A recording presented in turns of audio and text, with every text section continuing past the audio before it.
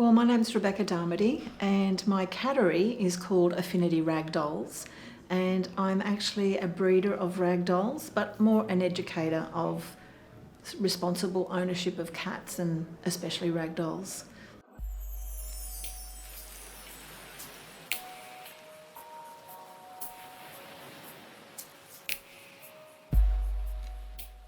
I've been breeding for approximately 15 years and I think the breed is quite amazing.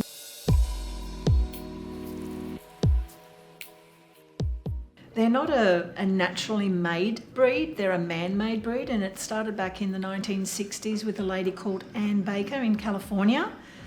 She actually bred or liked a particular neighbour's cat that was a semi-long-haired cat, and she bred it with one of her domestic cats. The cat that was pregnant, this is the really controversial story, the cat that was pregnant from that union was involved in a car accident. And what Josephine was saying was that all the kittens that were born from that were all very floppy and very relaxed and floppy, and which is where the ragdoll breed name came from.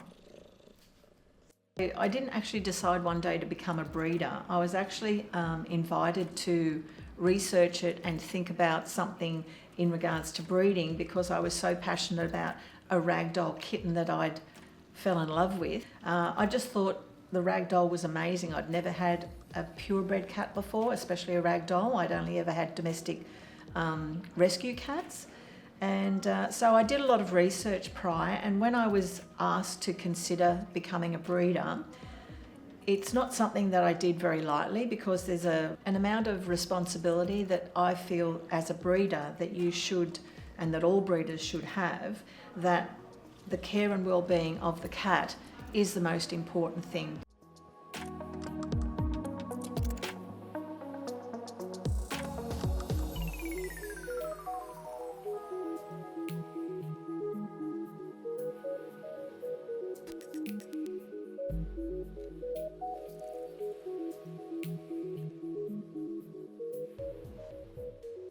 I only breed once a year with my girls, and not all of them do have a litter every year. So it's thinking about the girls.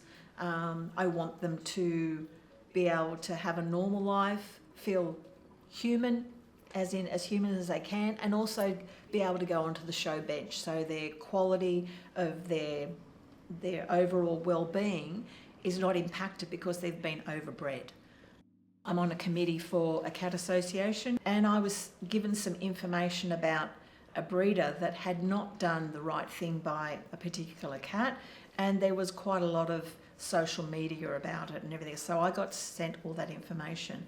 That information I passed on to the cat association for the reprimand of the breeder via the association. So it's like the associations try and help where they can, but then again, if it's something where the breeder's gotten it's out of their control, or they've overbred, that they're not being able to manage their cats, that they're not feeding them right, they're not caring for them right. So the associations generally have some sort of support network for them to try and help them either get those cats out of there to make sure that they're all looked after.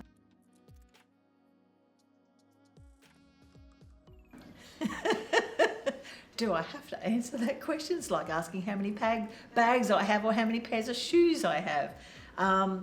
So with me, because I'm not your typical breeder, the typical breeder would have a girl probably for a few years, breed with her, and then sell her or rehome her.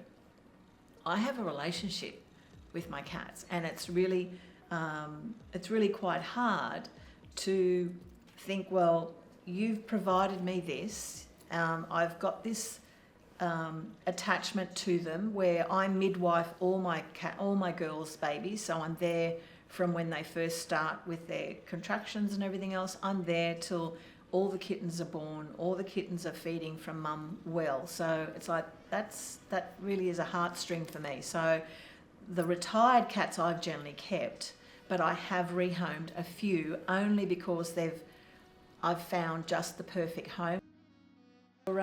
If you're looking at getting a ragdoll, do your research. Check the breeder, go and see them, speak to them, and go and all of a sudden have a look at the cats. So you've got to go and have a look at them.